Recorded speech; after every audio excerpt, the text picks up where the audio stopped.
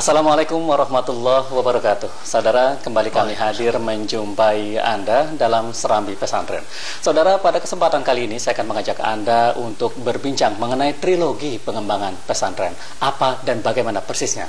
Untuk itu, saudara telah hadir bersama saya dua narasumber yang akan mendiskusikan masalah ini. Langsung saya perkenalkan, tepat di sebelah kiri saya sudah hadir Bapak Dr. Haji Muhsin MM, Direktur Pendidikan Diniyah dan Pondok Pesantren Kementerian Agama Republik Indonesia. Assalamualaikum Pak Direktur. Waalaikumsalam warahmatullahi. Terima kasih Pak Direktur sudah hadir, dan di ujung sana juga sudah hadir Bapak Kiai Haji Master F. Masudi, Ketua Perhimpunan Pengembangan Pesantren dan Masyarakat. Assalamualaikum Pak Kiai. Waalaikumsalam warahmatullahi wabarakatuh. Terima kasih Pak Kiai sudah hadir. Saya ingin ke Pak Direktur terlebih dahulu. Pak Direktur, ini kalau sebelum kita bicara mengenai trilogi pengembangan pesantren, saya ingin mengetahui perkembangan terakhir terkait dengan pendidikan diniyah dan pondok pesantren dalam sistem pendidikan nasional kita.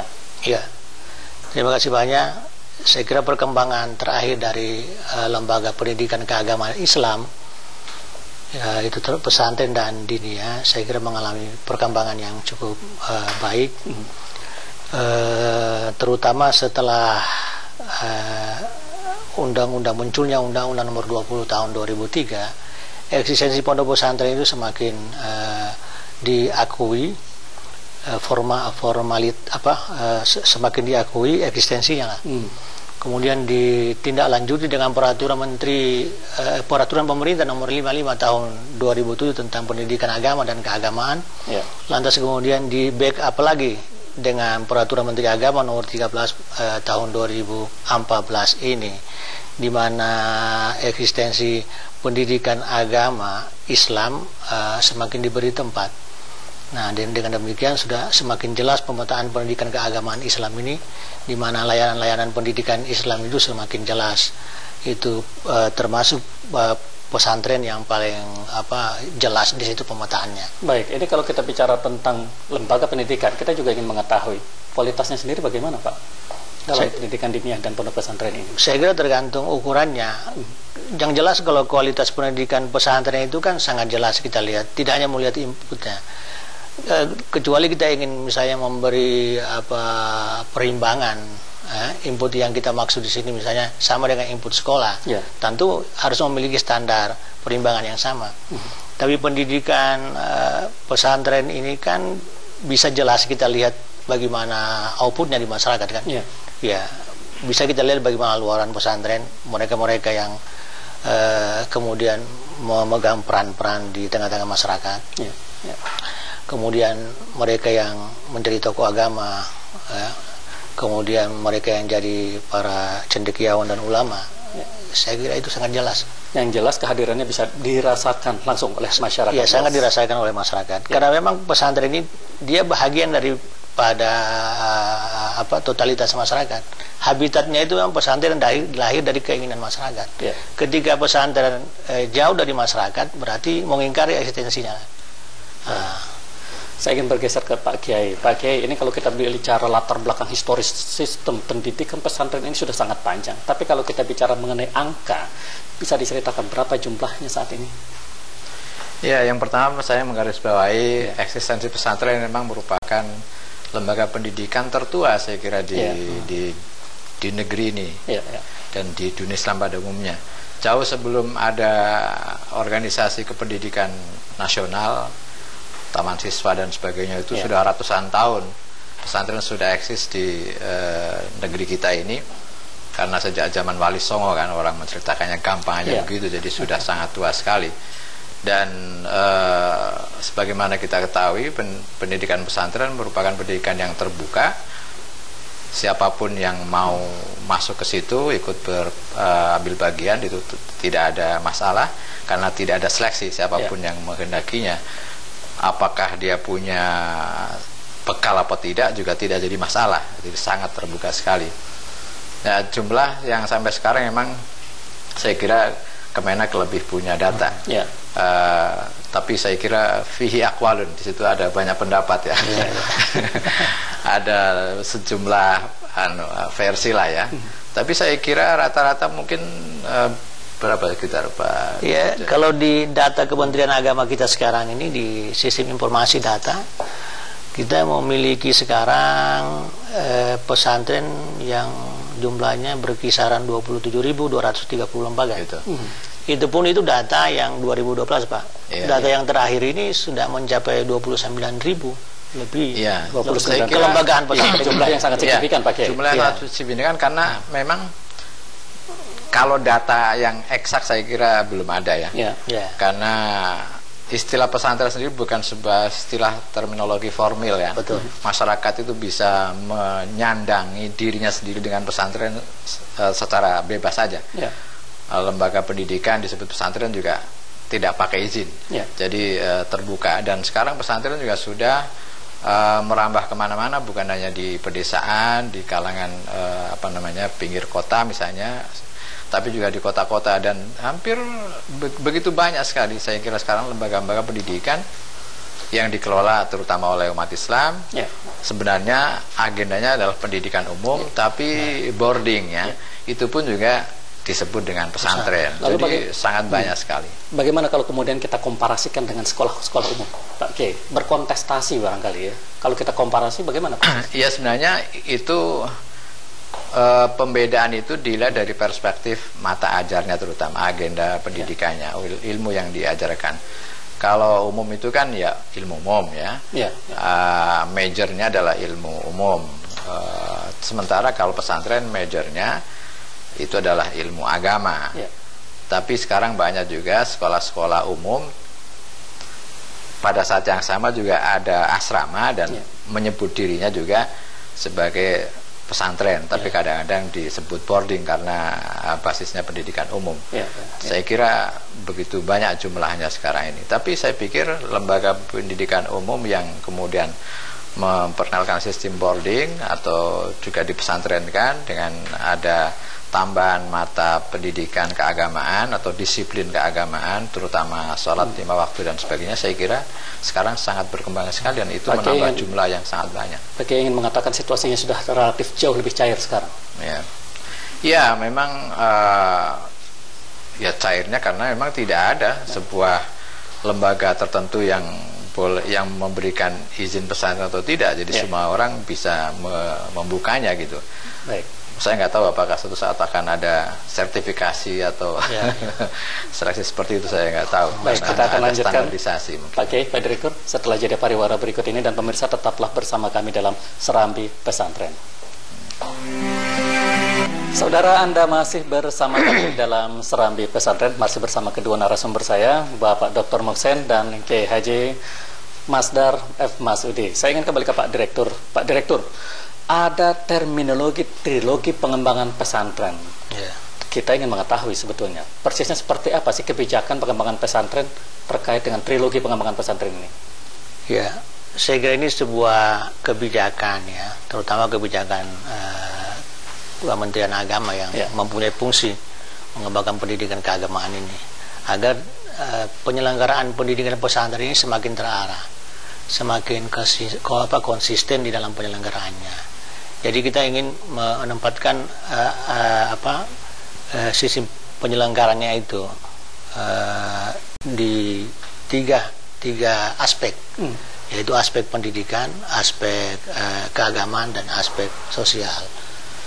Saya kira aspek pendidikan ini karena memang kita tahu bahwa pesantren tidak saja sebagai lembaga dakwah pembinaan umat selama ini, tapi peranan pesantren itu kan sudah cukup menanamkan kesadaran, mencerdaskan bangsa ini. Bahkan layanan masyarakat terhadap lembaga institusi pesantren ini jauh lebih besar, jauh lebih punya peran daripada peran pemerintah itu sendiri. Justru karena itu kita ingin mengoptimalkan sebenarnya perhatian pemerintah. Negara harus memberi perhatian terhadap pesantren yang selama ini saya kira belum maksimal perhatian pemerintah itu. Apa itu menyangkut masalah kesetaraan anggaran, terutama menyangkut masalah kesetaraan regulasi.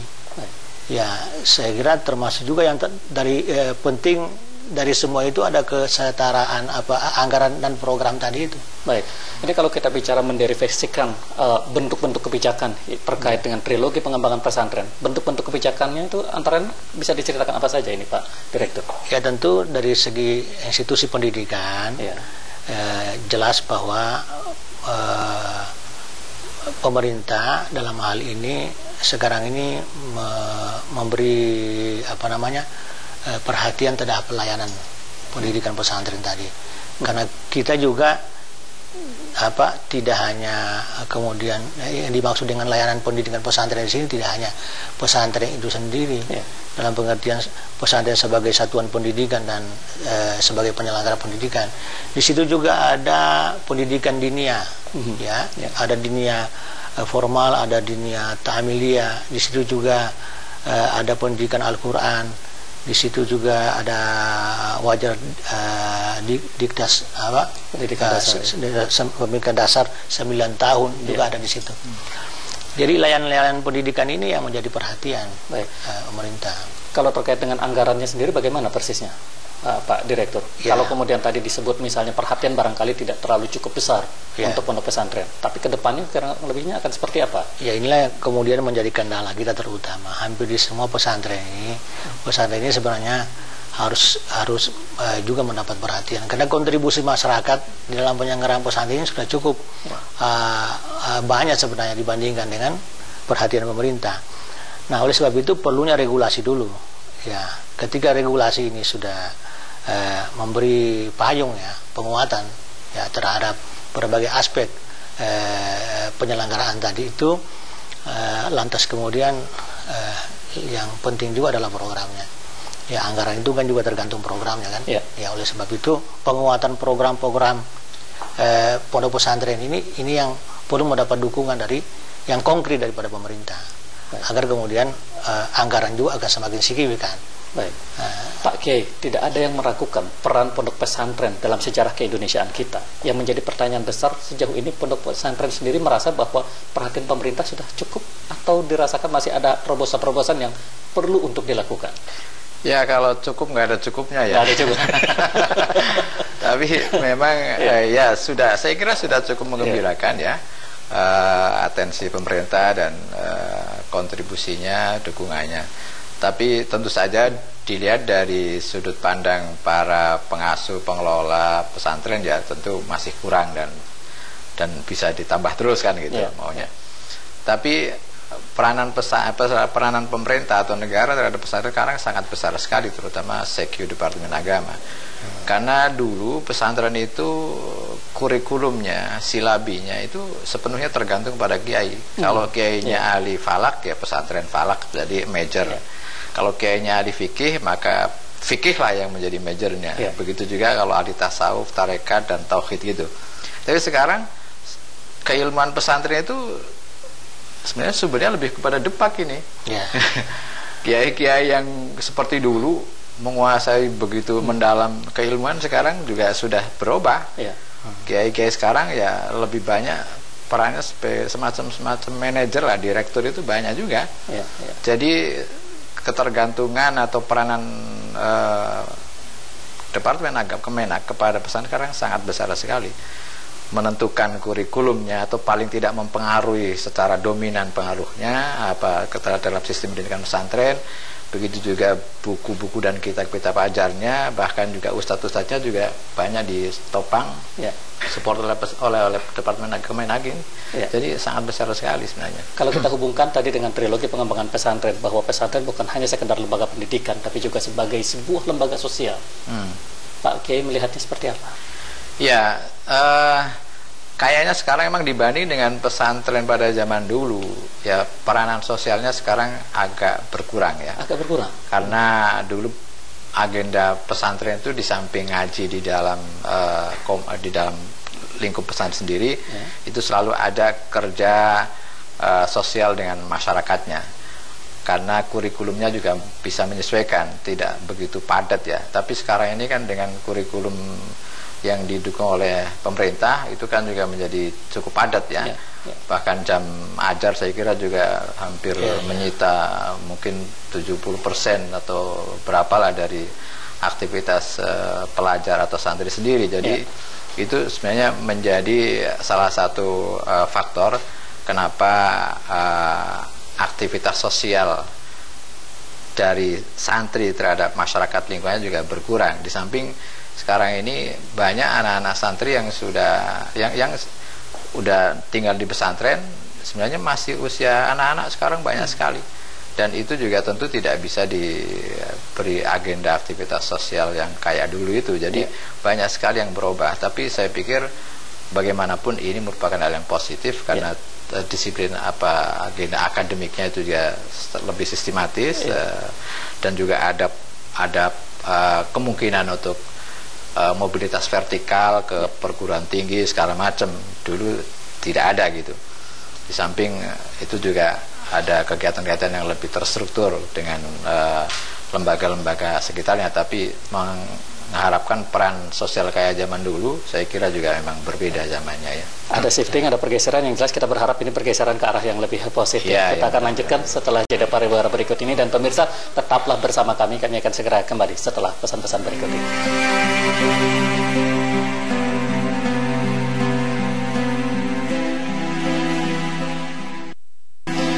Ya saudara, Anda masih bersama kami dalam Serambi Pesantren, masih bersama dua narasumber saya. Pak Direktur, ini segmen kita yang terakhir. Kalau kita bicara tentang pendidikan pesantren, pengembangan, kira-kira apa yang akan disampaikan oleh Pak Direktur kepada pemirsa, khususnya kepada masyarakat yang hidup di lingkungan pesantren saat ini? Silakan Pak Direktur.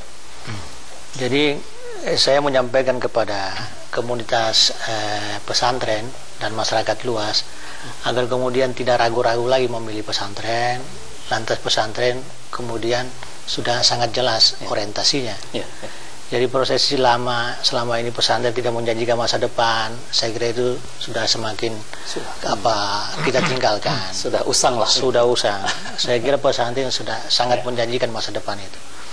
Oleh sebab itu saya kira saatnya kita mendorong bersama-sama agar kita mampu menyetarakan regulasi, kemudian juga program dan anggaran, agar kemudian pemerintah akan semakin besar peranannya, maksimal peranannya di dalam mengembangkan pesantren.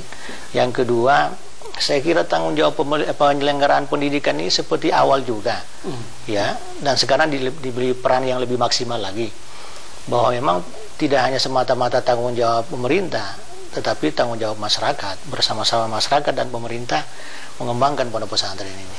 Saya kira dengan demikian apa yang kita harapkan, janjikan pesantren menjadi alternatif pertama, menjadi pilihan masyarakat dan menjadi pilihan utama dari anak-anak kita, saya kira itu akan bisa terwujud.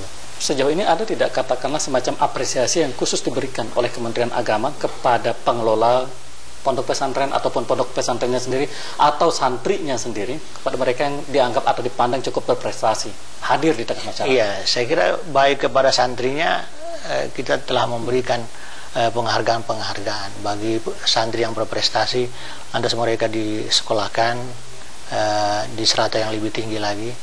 Kemudian bagi kemudian pembina pesantren juga kita berikan penghargaan sampai kepada pemerhati pesantren pun kami berikan penghargaan sebagai bentuk perhatian kita terhadap betapa pentingnya bersama-sama membanggakan pondok pesantren ini. Baik. Pak Kiai, apa yang akan Pak Kiai sampaikan kepada masyarakat luas, terutama kepada komunitas yang hidup di lingkungan pesantren ini? Ya, saya kira yang pertama kami harapkan bahwa pesantren tetap mengemban misi pendidikan, pengembangan dan penguatan Islam Nusantara Islam yang tidak merasa dan dirasa asing bagi masyarakat sekitarnya. Islam yang menghargai budaya dan tradisi masyarakat dan bangsanya. Karena itulah maka lembaga pendidikan Islam yang tertua di Republik ini juga tetap disebut pesantren, sebuah istilah yang term yang asli indigenous yang pribumi itu. Jadi jangan sampai kita menjadi umat Islam yang terasing dari negeri dan bangsanya sendiri. Saya kira ini penting karena sekarang kelihatannya ada tanda-tanda penetrasi dari ideologi transnasional yang justru membuat pesantren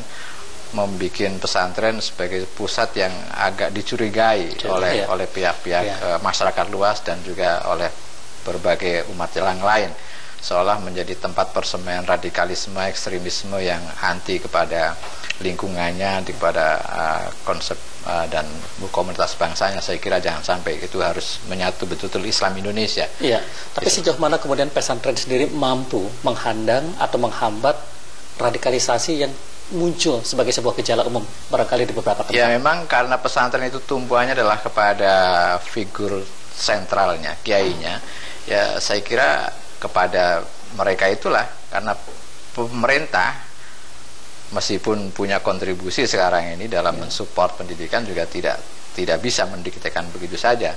Jadi saya pikir ya pertama-tama ini tanggung jawab dari para pengasuh sendiri agar tidak menebarkan tadi Islam-Islam yang penuh kebencian, dan mungkin saja Departemen Kemenak bisa ada forum bersama dengan pengasuh pesantren tentang bagaimana Islam yang mesti dikembangkan di negeri yang memang luar biasa kebinekaannya ini. Islam yang inklusif, terbuka, dan siap berdialog dengan siapapun. Yang sebagai rahmatan alamin. Sebagai rahmatan lil alamin. Pak Direktur, ini kalau kita bicara tentang Indonesia dalam perjalanan sejarahnya di tengah konteks konstelasi global begitu, ini kan arus informasi tidak bisa kemudian dihambat.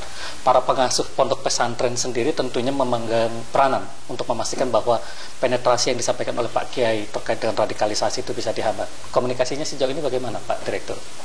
Ya, saya kira begini, kita kan di arah pengembangan pesantren ini yang harus fokus, ya. Selain ketergantungan kepada kepemimpinan Kiai, kan kurikulum pesantren juga penting. Ya, di sini kita ada punya 5 ya orientasi pengembangan ke dalam ya. Pesantren itu tentu harus mengajarkan nasionalisme. Pesantren juga harus mengajarkan Islam yang toleransi. Saya kira itu yang kedua. Pesantren juga mengajarkan Islam yang moderat. Ya, lantas kemudian yang keempat, pesantren juga menghargai keragaman kan. Kita tahu bahwa Indonesia yang begitu majemuk gini kan, tidak mungkin ada klaim bahwa ini kebenaran mutlak di salah satu pihak kan, tapi kita harus menghargai semua berbagai komunitas yang ada itu. Bahkan yang kelima, ya, mengajarkan Islam yang inklusif tadi itu. Saya kira tidak boleh tertutup. Jadi pesantren ini kan menjadi bagian dari totalitas masyarakat. Ketika kemudian pesantren itu terisolir jauh dan dipertanyakan itu ada apa kok pesantren tertutup? Jangan-jangan mengajarkan di situ hal-hal yang dicurigai oleh masyarakat. Saya kira ini sangat penting menghadapi berbagai perubahan-perubahan global yang ada. Baik, Pak Direktur, terima kasih banyak. Pak Kiai, terima kasih banyak sudah berbagi dan memberikan pencerahan kepada kita semua. Dan kepada tentu saja masyarakat Indonesia saat ini yang tengah menyaksikan tayangan kita pada kesempatan kali ini. Dan pemirsa, demikianlah dialog kita pada kesempatan kali ini dalam Serambi Pesantren. Semoga bermanfaat untuk kita semua. Saya Agus Haryadi undur diri. Assalamualaikum warahmatullahi wabarakatuh.